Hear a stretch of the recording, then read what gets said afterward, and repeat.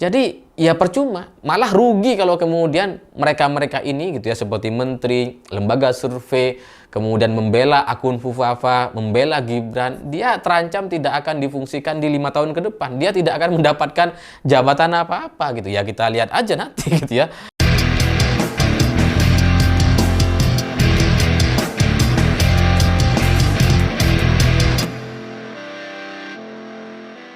Selamat malam semuanya. Dalam beberapa hari terakhir ini rame sekali soal akun Fufufafa yang dicurigai milik Gibran Rakabuming Raka. Karena akun Fufufafa ini banyak sekali memposting atau komentar terkait hinaan terhadap Prabowo Subianto dan keluarga.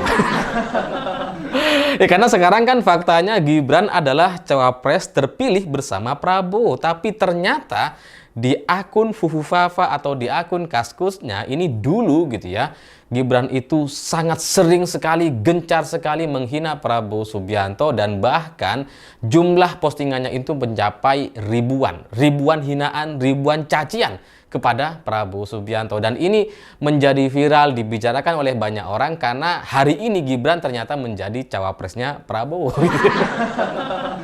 Dan sebenarnya itu tidak mengagetkan gitu ya, karena pertarungan di Pilpres 2014-2019 itu kan memang sangat-sangat sengit sekali antara Prabowo dengan Jokowi. Ini sengit gitu.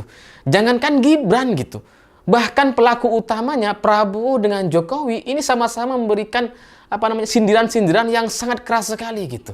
Prabowo bilang capres boneka. Pak Jokowi membahas soal pelanggaran HAM. Itu diulang-ulang terus gitu. Jadi kalau Gibran kemudian sampai sedemikian rupa menyerang kepada Prabowo Subianto, ya masuk akal sebenarnya gitu. Karena kalau ngelihat pertarungan 2014-2019 memang sekeras itu gitu. Berbeda dengan tahun 2024 di mana realitanya ternyata mereka bergabung menjadi satu pasangan. Dipaksakan memang nampaknya gitu. Tapi ya bagi saya, apa yang sudah dilakukan oleh Gibran di tahun 2014-2019 itu kan sebenarnya kurang lebih sama seperti yang pernah dilakukan oleh Pak Jokowi kepada Prabowo atau Prabowo kepada Pak Jokowi, meskipun keduanya ini tidak secara langsung gitu ya. Tapi kalau Gibran kan kayaknya terang-terangan di akun Fufufafa ini gitu. Dan data-data terkait akun Fufufafa ini itu kan sebenarnya sudah bisa kita lihat dari apa yang diposting oleh netizen gitu ya. Memang sudah sangat lengkap sekali terkait kebenaran dari data ini, bahwa sempat Kaisang itu posting atau nge-tweet yang kemudian mengarah kepada akun Gibran gitu ya, yang ternyata menjadi akun di Kaskus dan menjadi satu bagian dalam satu akun di sana gitu. Dan ketika Andi Arief misalkan bikin pernyataan Pak Jokowi menyembunyikan anak pertamanya, itu akun Fufufafa ini langsung nyolot gitu. Sini lo, saya di sini. Jadi ya itu kan Gibran kan artinya gitu ya. Apa Pak Jokowi punya anak pertama lagi selain Gibran? Kan nggak ada. Jadi ya sebenarnya sudah sangat lengkap, dan kemudian data-data ini itu sudah menjadi bank data di kelompok tim Prabowo Subianto seharusnya. Saya malah sangat curiga bahwa akun-akun ini gitu ya, dan apa yang menjadi kelemahan-kelemahan Gibran, Pak Jokowi dan sekeluarga itu sudah ada dalam bank data timnya Prabowo gitu. Tinggal dikeluarkan di momen yang pas dan tepat.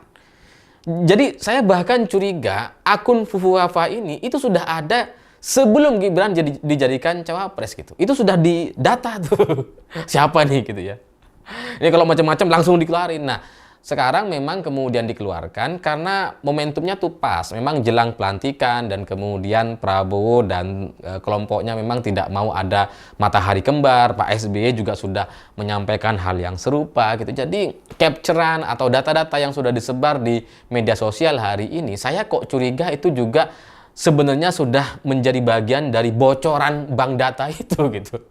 Dan kalaupun ini hanya kebetulan ada netizen iseng dan sebagainya, saya kok sangat yakin bahwa Prabowo sudah tahu terkait ini, dan ya sudah lama tahu, jauh sebelum isu ini muncul gitu. Jadi kalau Menkominfo kemudian hari ini membantah Gibran tidak mau komentar dan sebagainya, ya percuma gitu.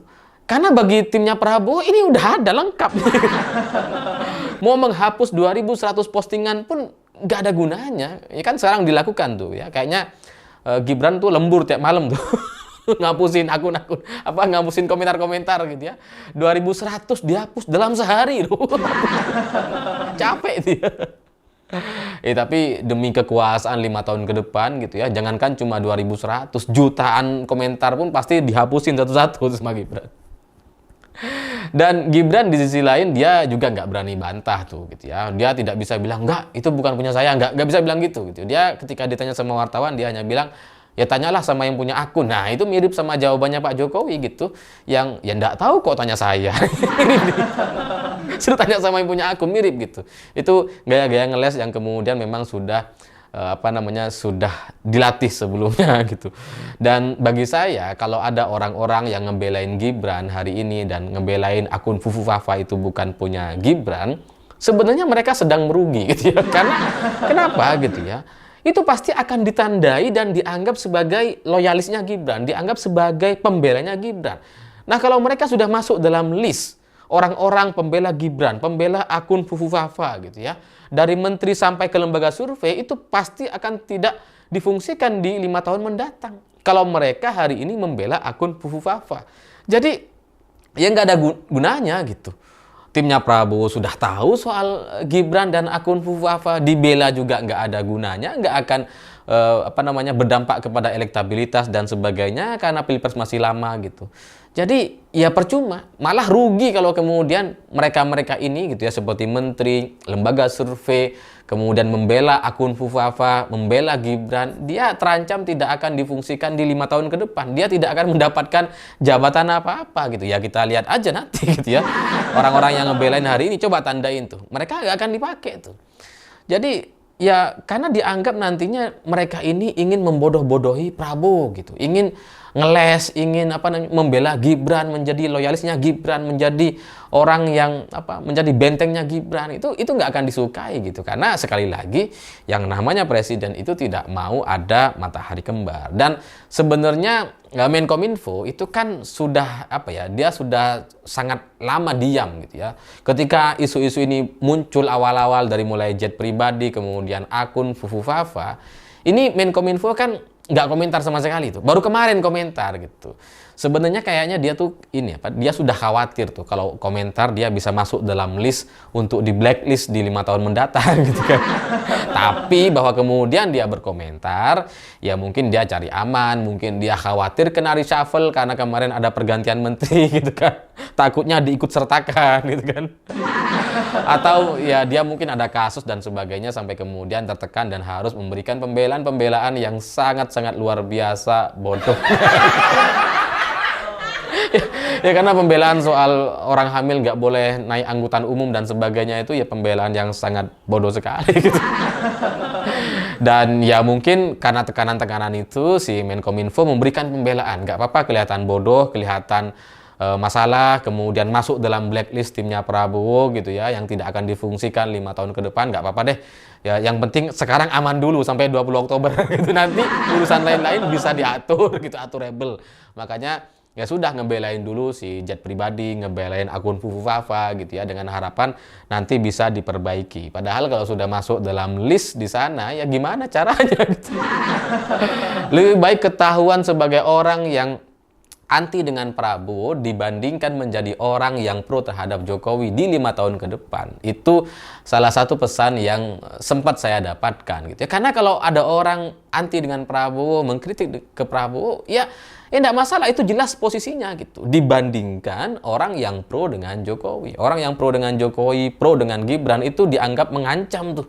Mengancam di tahun 2029, mengancam soal matahari kembar jelang sampai 2029 gitu kan. Itu kan lebih berbahaya dibandingkan kritik-kritik yang disampaikan kepada Prabowo Subianto. Jadi ya terserah saja, ini hanya bagian dari pendapat saya gitu ya. Lebih baik ditandai sebagai anti Jokowi sebenarnya dibandingkan sebagai pro Jokowi untuk sampai tahun 2029. Karena kalau pro itu ya masuk dalam tanda-tanda atau kelompok yang dianggap bisa menjadi berbahaya untuk sampai 2029 terkait matahari kembar dan sebagainya. Jadi ya akun Fufuafa ini sudah sedemikian jelasnya, kemudian nggak ada gunanya juga dibantah gitu, malah merugikan semua pihak yang ingin membela Gibran. Dan bagi saya, Gibran itu seharusnya gitu ya, dengan situasi yang seperti ini, ya seharusnya dia mengakui aja gitu. Karena kalau dia tidak mau mengakui gitu ya, dia akan terus-terusan dianggap sebagai sebagai orang yang bermasalah gitu. Kalau dia akui gitu ya itu akan dianggap wajar. Ya dulu tahun 2014 itu tahun 2019 ketika zamannya Pilpres itu akan dianggap selesai di sana gitu. Tapi kalau ini tidak diakui, kemudian coba dilakukan pembelaan, coba hapus postingan-postingan, itu menunjukkan bahwa si Gibran itu masih berpeluang untuk melakukan perlawanan terhadap Prabowo Subianto dan kawan-kawannya. Karena nggak ada pengakuan, nggak ada penyesalan.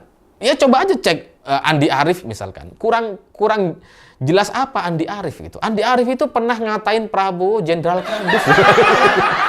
Iya kan? Di tahun 2019 kalau nggak salah gitu. Oh, Jenderal Kardus gitu ya. Tapi setelah itu ya mereka bertemu, salaman, dan udah dianggap selesai. Itulah politik gitu.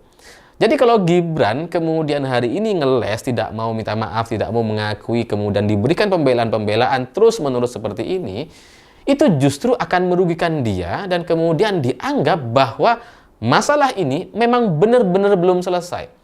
Kalau dia kemudian mengakui, itu akan dianggap selesai, sama seperti Andi Arief yang kemudian bertemu dengan Prabowo Subianto dan rangkul-rangkulan udah selesai. Yang sebelumnya menghina-menghina, setelah kemudian bertemu udah selesai. Itulah politik gitu. Tapi ya namanya anak muda seperti Gibran gitu ya, memang jangkauan atau pengalaman politiknya memang sangat-sangat kurang gitu kan.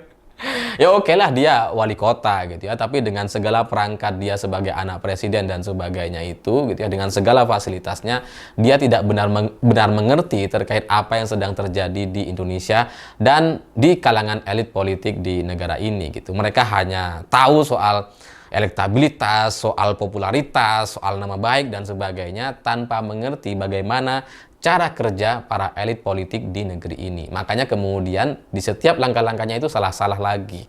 Ya kalau dengan seperti ini dia sudah terlanjur mengucapkan tanya aja sama yang punya akun, atau dia tidak mau mengakui, maka masalah ini nggak akan selesai. Kalau diakui malah tambah bermasalah. Oh, ini berarti yang kemarin. Seandainya dia langsung mengatakan itu, ini isunya akan selesai. Tapi karena sudah dibantah, maka ini akan berlanjut terus-menerus sampai kemudian nantinya di ujungnya gitu ya, nampaknya akan ada satu isu lagi. Saya pikir itu. Terima kasih sudah menonton. Begitulah kura-kura.